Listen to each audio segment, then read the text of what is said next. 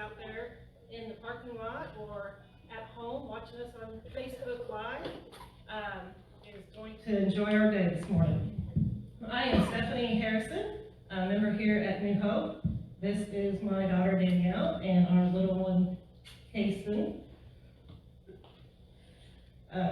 So thank you for joining us today for our live Facebook worship service.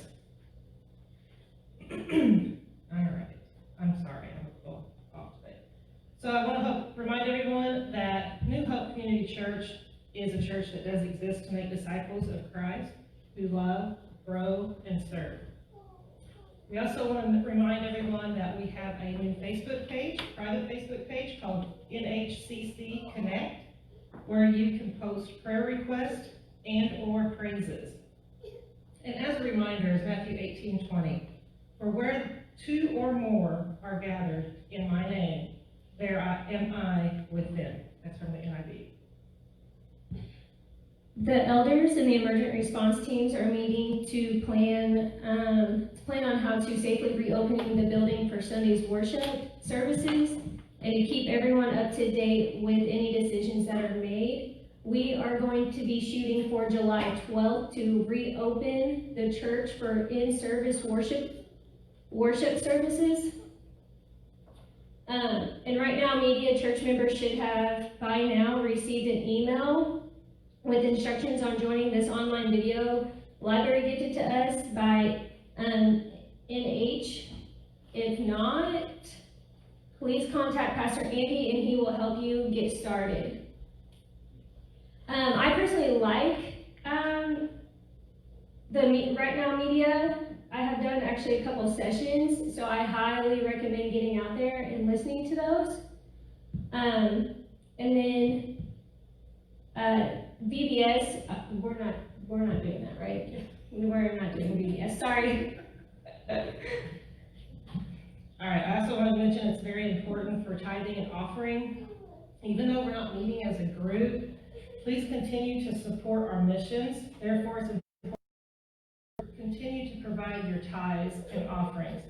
You can mail your check to 5422 Van Road, Newburgh 47630, or you can use the locked drop box located on the front left of the main entrance. It's a black box out here on the front of the door, You also can use our online service, which is located on the NHCC4, that's number 4, ALL.com homepage. Also, Hope Central continues to be in need of some non-perishable foods, as well as cleaning supplies. Donations can be dropped in the green tub outside, out of the front doors. It's under that black lock box. The donations are picked up every day. So some of the items that they most need.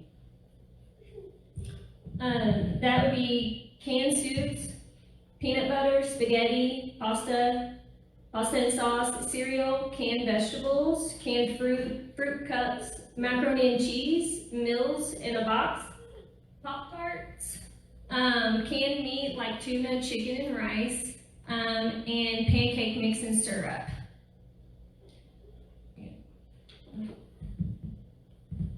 As of today, the grand total that's been donated from New Hope is 1,712 pounds of food. That was an additional 38 pounds that they collected last week. There is now a connection card section on our website homepage for anyone needing to update their contact info or just to leave a prayer request or a praise. Seeds of Hope, our weekly devotional series, continues to air each Wednesday morning and can be found on the website at nhcc4all.com or on our page at Right Now Media. Hope Kids weekly video messages are posted each Sunday morning with fun questions and activity posted throughout the week. There is also a fun Friday activity posted each Friday. Be sure to check those out. Transident Healthcare, we are now partnering with the residents and staff there in Boonville. We are sending cards and donating treats. If anyone would like to volunteer to have a name of a resident or a staff member, please get in touch with Candy Harper. She will get you connected. All right, just a couple more announcements. Fusion is meeting tonight, weather permitting, at 5:30. And we also wanted to let everyone know that hopefully as our numbers continue to stay where they are and drop throughout our counties, we have Vandenberg and Warwick County, New Hope, the elders, the COVID-19 task force team, we are working towards, hopefully working towards a opening date of July the 12th for our inside service. So let's just continue to pray that this virus can just totally go away from all of us and that we can get back to our normal Sunday morning worship. Okay, I don't have anything else. Daniel, do you have anything? Okay. All right, guys, I'm gonna close this out in prayer, or then we'll have our praise team play a few songs for us. Dear Heavenly Father, I want to thank you for this day. I want to thank you for the opportunity to worship and to glorify you. Father, please open our hearts and our souls as we hear Pastor Andy's message this morning.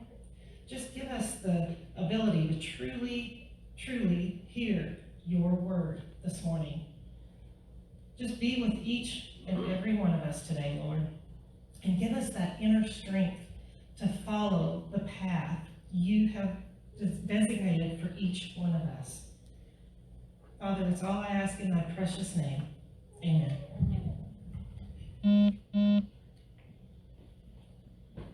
Well, good morning, New Hope family. We're just so glad you're here with us this morning, whether you're watching us live on Facebook or maybe you're in the parking lot this morning listening to us on the radio. You can do that by tuning into 88.1. It only reaches the parking lot, so you can't do that at home on your radio, but if you're in the parking lot, we're just so happy to have you all with us this morning. So we're going to start you off this morning with Unstoppable God, and then we're going to sing King of My Heart and Gracefully Broken, and then we'll have Stand in Your Love after the sermon this morning. So let's get started with our worship and praise our God this morning.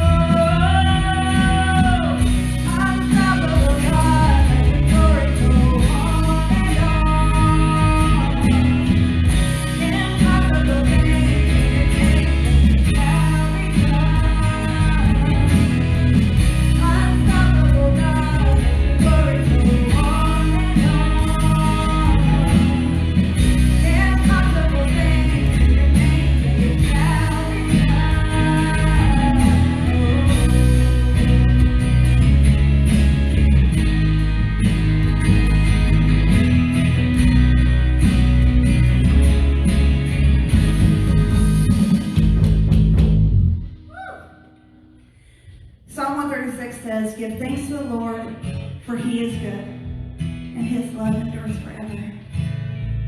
When I sing King of my heart and sing about just how good our God is.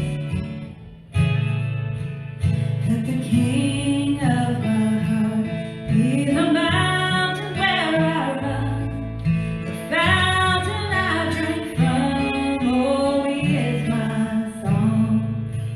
Let the King of my heart be the shadow where I hide, the ransom for my life. Oh, he is my song. 'Cause you are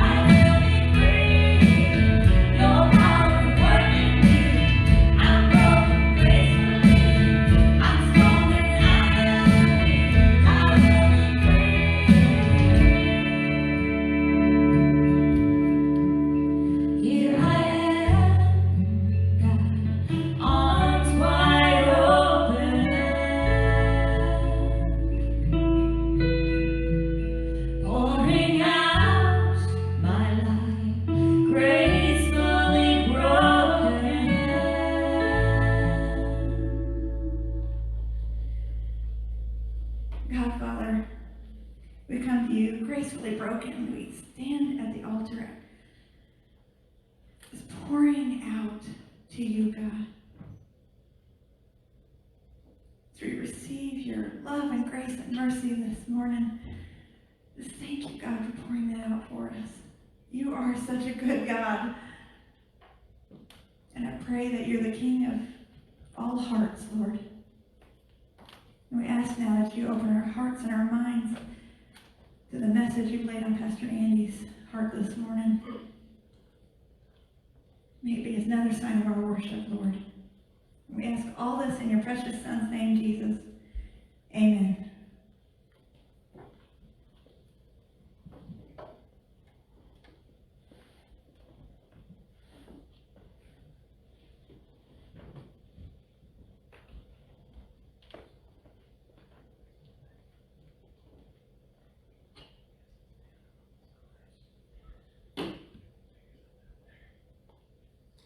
Good morning, everyone. So good to have you with us again today as we gather for worship. This has been quite the season, hasn't it, that we've been in. And as I was thinking about today, I was thinking if I could give this season we're in a word to describe it, then there's certainly probably many that we could all come up with. But one of them that felt relevant to me was anxiety. Or anxious, right? That's been something that you've been dealing with or struggling, wrestling with as we've gone through this season. I know I have, because there has been so many things that I was thinking or hoping, or I had expectations, and I've been finding that those things have not been turning out the way that I had hoped that they would. And you know, whenever we want to be in control of something, or feel like we need to be, or even with somebody else, or something that's happening around us isn't going the way that we feel or that it should or needs to, there seems to be this sense of unrest that we experience, and you may know it as maybe your heart rate starts to elevate a little bit, or you ever get that kind of like feel like that knot in your stomach because you know something's not happening the way it should, or you just feel like, oh no, you know, or maybe just that sense of just your whole body just kind of starts to get a little irritable or agitated kind of thing. You might become short with other people around you because you're so focused on micromanaging the moment that you're in. We all wrestle with those, and it really doesn't have anything to do with fearing that we're in some sort of trouble. Sometimes it does, and so anxiety, I think, in that regard is good, and it's helpful, it's healthy, it protects us, it helps us to make some better decisions at times. But there are times too when it can be unhealthy for us, and it's when it's going in that direction that we find that, you know what, we're just not experiencing the deep goodness that God has really created us to experience in this life. And of course, it ought to hopefully be a reminder to us that, like, whoa, I need God to intervene. And so this morning, I want to talk about anxiety and faith. That those two are part of our life. It's part of how we do this rhythm of life. Because no matter how hard you try, you are not going to get away from feeling some kinds of anxiety. Because we always have expectations that don't get met in one regard or another. But also, if we're people of faith, then faith is supposed to be a part of everything that we do, and everywhere we go, and with everybody we interact with. So those two are going to cross paths, and so because it can be such a significant part of our lives in a time such that we're in, I wanted to kind of give us some ideas on what might we be able to do to help us manage that anxiety as a person of faith in this anxiety-prone season that we're in, and we can't make go away. and things still kind of keep changing for us, right? And even as a church, we're wanting to reopen, and we're kind of setting a plan there, and we're looking forward to that. But there are still questions that we have to wrestle with that we just never had to try to figure out before. And so we're trying to do our due diligence to work through that, and yet so much is just unknown.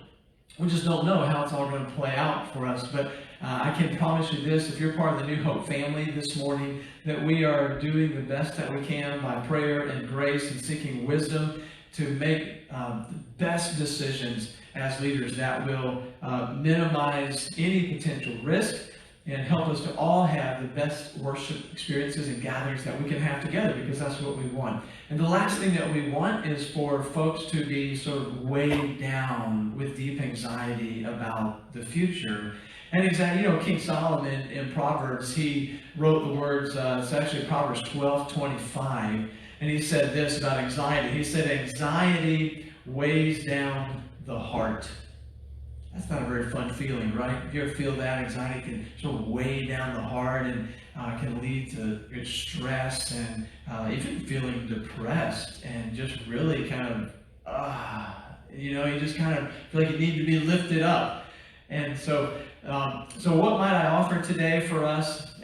Here's what I want to. Here's the first one I want to bring to us, and I'm going to give you 3 vitamin C's. It's kind of weird, right? And of course, the obvious one would be what? It would be Christ. So in the whole journey of trying to be a person of faith and managing anxiety that comes across our path, that we need Jesus Christ. He is the most important person and way for us to have peace. Of course, he says, I give you a peace the world can't give you, and come to me, you who are weary and burdened, and I will give you rest.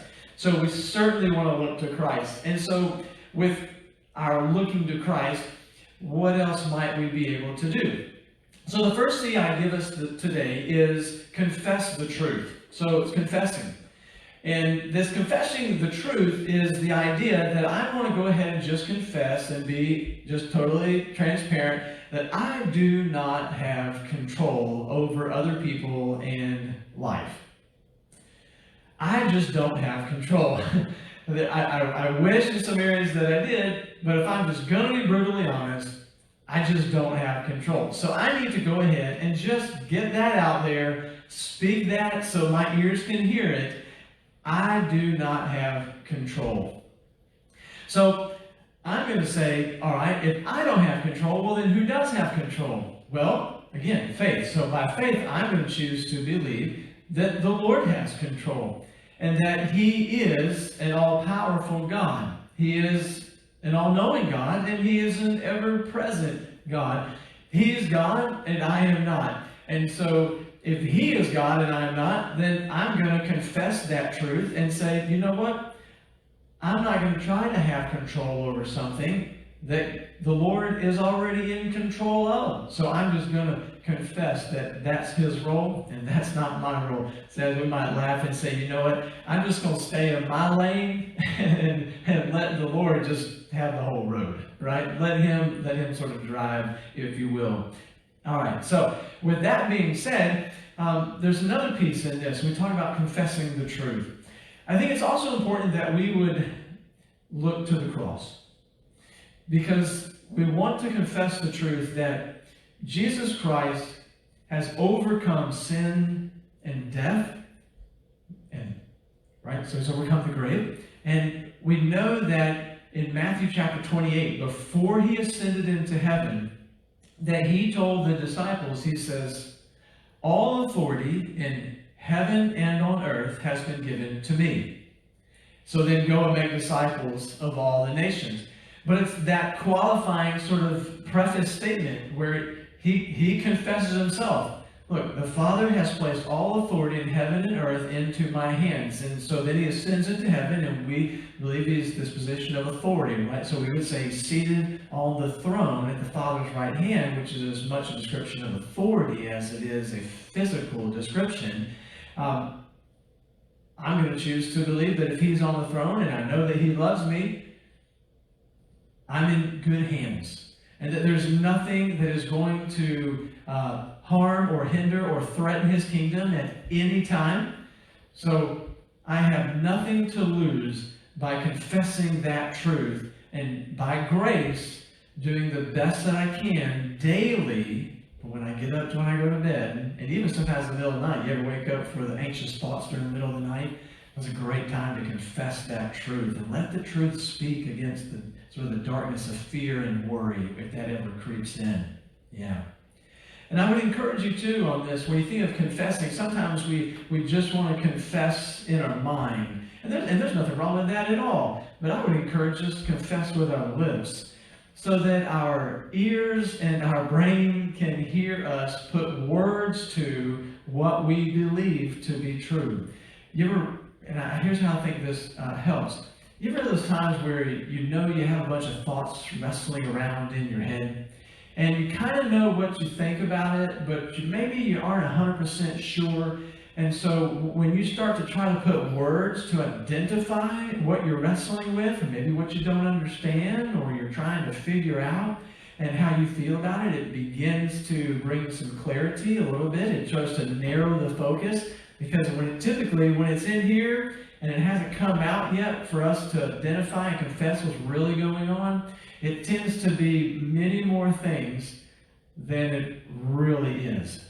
You ever have those thoughts keep swirling around in your head, and you're thinking this, and you're thinking that, and then you're thinking this, and then all these things are just sort of pressed down.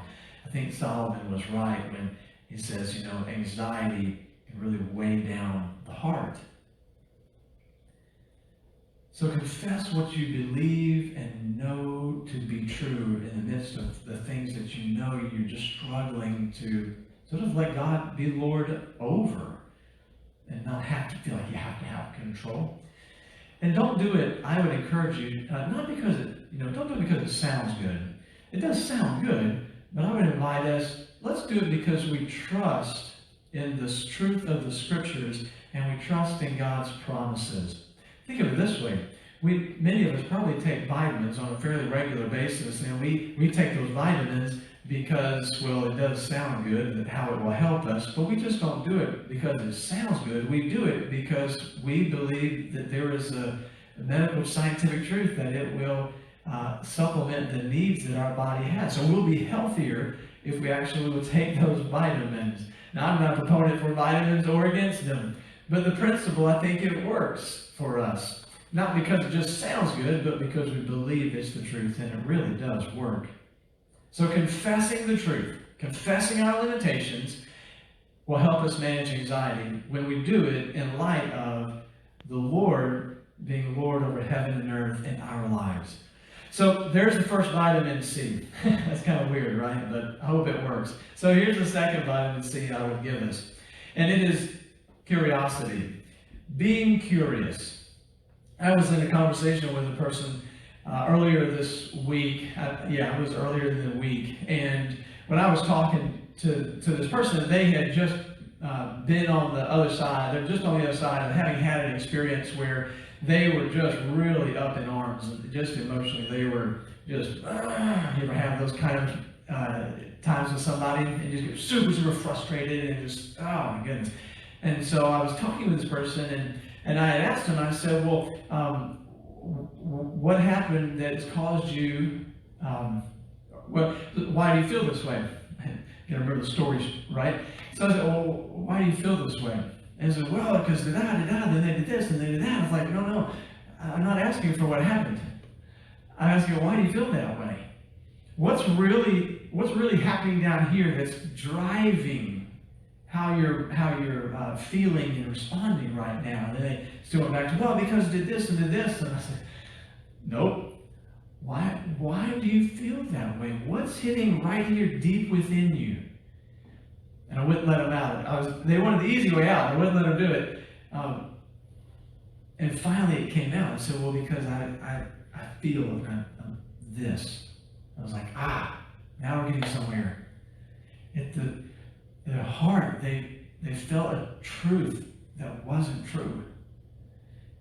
And so we're able to speak to that and to be able to help them to see. I think it was. And they understood it and they saw it and then was able to be able to talk through. It's like, okay, well, maybe that probably wasn't the best way, and that wasn't very helpful, and so you took this, did you take this too far? And like, yeah, it's like, okay, so the truth is probably this, yeah, and then kind of to work through that. And there was a lot of power in being curious about how this person was feeling and what they were thinking, and trying to understand, well, why is that such a big deal? Why is that tearing you up inside so much?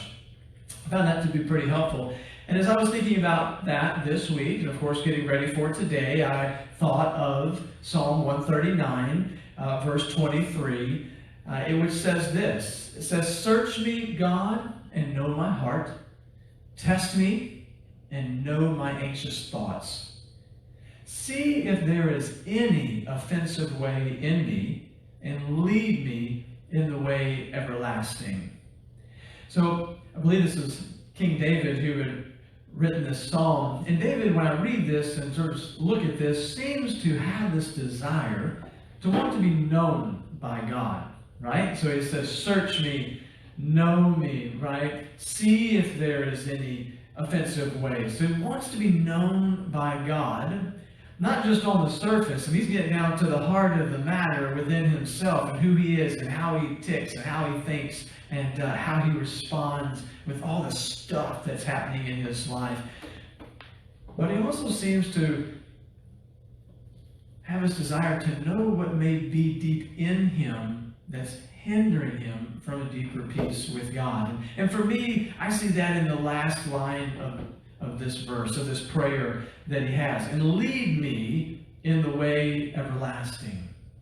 Not just that God would change everything about him and would just make the path for him so easily marked out and clear, but there's this, to me, the sense that David wants to reconcile with God this reality of who he is in understanding who God is, that he is a righteous God who holds the keys to everlasting life. And he wants there to be a reconciliation, to be the best that he can be in service to God, because he was, he was God's servant to the people as the king of Israel, the king of God's nation. And I believe for us, that's something that is very helpful for us to give thought to. If we can be curious and we can ask questions that help us get to the heart of the matter, then we really open up an opportunity for God to lead us in a deeply personal and powerful and transformative way that I will tell you from my own life is not always pleasant. It can be uncomfortable, but it is such a life-giving path to take. And here maybe would be a couple questions, 3 questions that you could ask yourself. If you're taking notes of this, you want to write this down, this might be something you could consider. One of the questions you might ask is, what am I feeling? Now, some of you may not like to talk about feelings. It's like, I don't care what I'm feeling. It's like, yeah, but we need to, right? What am I feeling? Because my feelings are coming from something deep within me that I believe that it's either resonating with or it's conflicting with. So what am I really feeling right now? And another one is, why am I feeling this way? Why am I feeling this way? Why did I respond the way that I just did in that moment? Well, because they made me mad. No. Okay, but why is it that made you mad? Why did that frustrate you so much that you responded that way? What was really driving that anxious feeling in you? And I think those types of questions, when we start to answer those types of questions for ourselves and try to figure out what's driving us, that discovery can become an opportunity for us to then listen to God speak life and hope into the fear and the worry. Kind of thinking about with David, right? It's like, lead me in the way everlasting. But lead me as you search me and know me and bring these things out. I know curiosity killed the cat, as we say, but I would suggest that when we think about managing anxiety with our faith, that curiosity is life-saving. It's a life-giving vitamin C that we can use. All right, so I know it's corny, but let me give you one more. Can I do that? So the third one is this. Vitamin C is casting. So casting our anxieties on Christ. If you know the Apostle Peter, in 1 Peter 5:7, he said in his letter, he said, cast all your anxiety on him because he cares for you. Maybe you've heard of that. And all Peter did was just go back to the book of Psalms with David again and quote what David had written in Psalm chapter 55, verse 22. And I love the idea of casting our anxieties. And what's the idea? What's the image in your head when you think of casting your anxieties? Is it fishing? For me, that's kind of the first things that pops into my head. And so I want to challenge us that is not quite as helpful an image as what the Greek word for cast is in this particular verse. Because actually, it's the idea of throwing it down. You ever get so tired of something that, and you know the image when you take something and, you know, I've got a pen right here, and it's like, I'm so tired of this. You're like, I throw it down and say, I'm done with it, you know. You ever been so mad you do that? You just throw it down. Probably doesn't turn out too well when you do, you know, sort of do that. But when I talk about casting our anxieties on Christ, it's this idea that we are fed up, and no longer are we going to try to take responsibility for having control over whatever it is that's causing this anxiety to start to bubble up. And so we're saying, I'm going to take this and I'm going to just give it over to God. I'm just throwing it into his court. I'm giving all the responsibility over to him.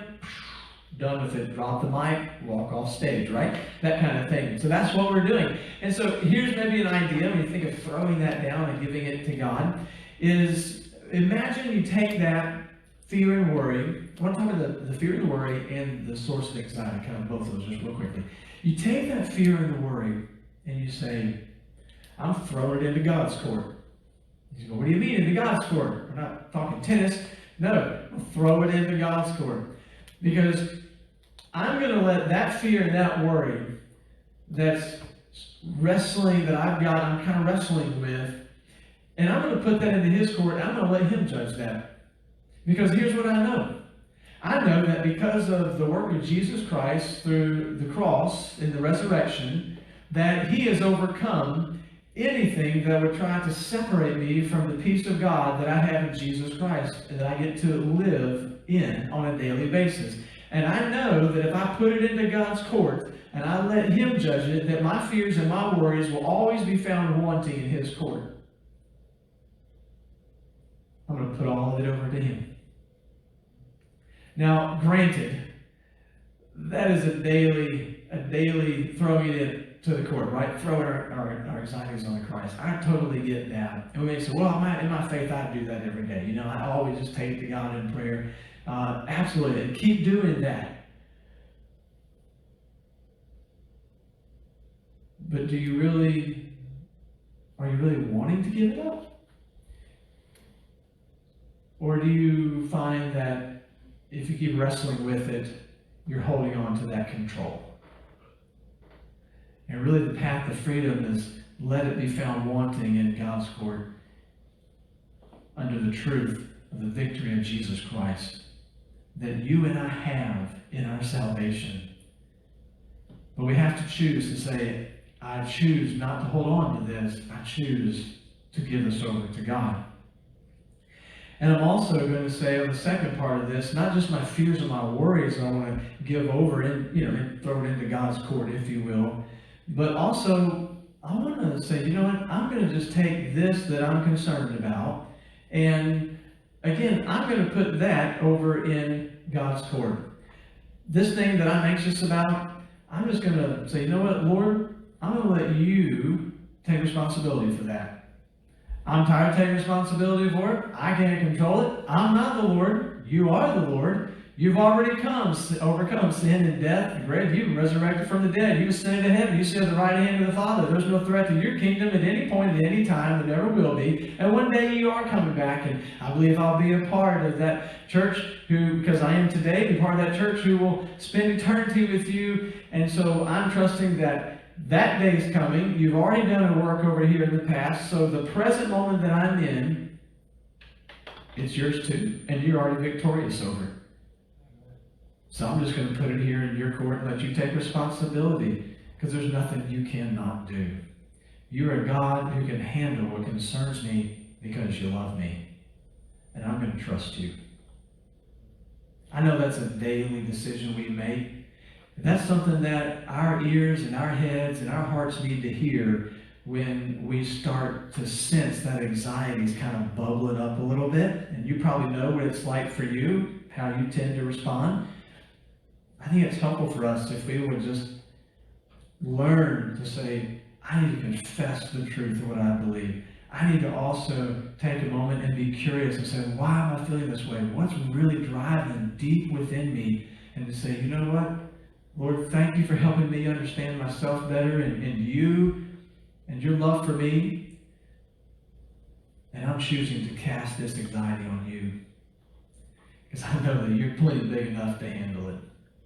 I think those are 3 vitamin C's that we can use that will be helpful for us. We talk about managing anxiety in the midst of having a faith in the power of Christ through the cross and the resurrection. I think they both speak to teach us how to do that. And I'm grateful for the Apostle Paul's words to the church in Philippi as well. In verse 6 of chapter 4, he says, do not be anxious about anything, but in every situation, by prayer and petition, with thanksgiving, present your request to God.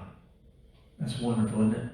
Man, great wisdom for us to take in the season that we're in, with so much stuff to really be anxious over in life, between the virus and the national horizon that we're wrestling with, and whether it's injustice or hatred and vengeance, or people making just choices. Maybe when you're working with, they'll say something, or they'll do something, or they get short with you, and or whatever the case may be. People respond to anxiety in different ways, and I hope that wherever you find that your tendency might be, that you would say, I'm going to confess the truth in this moment.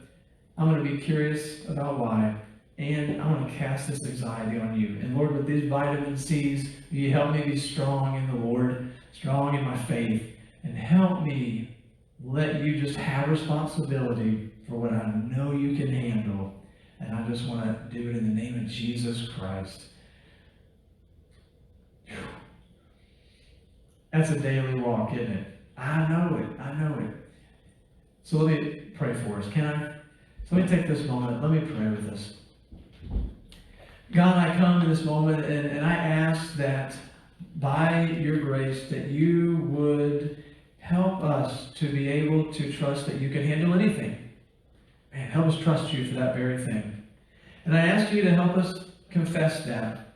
Even though we might be a little struggling, uncertain with exactly how much you can handle, help us to just by faith say, I believe that you can handle it, because you are a God of limitless power and grace.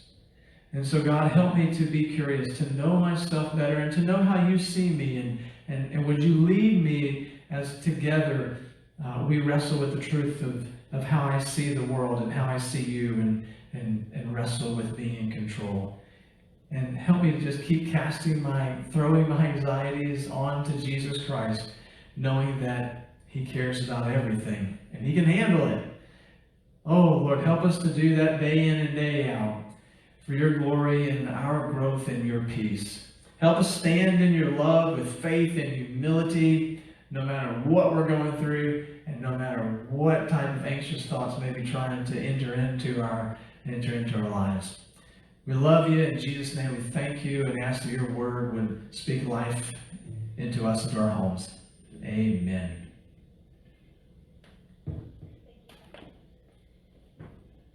Thank you, Pastor Andy. And if you want to worship with us again this morning, we're going to sing Stand in Your Love. Pastor Andy referenced Psalm 139, and there's a song here that we do at church that's called 139, and I encourage you to go look that one up. It's literally singing the song 139, paraphrasing a little bit here and there, but it's a beautiful song, so it's a great one to reference. Let's sing Stand in Your Love.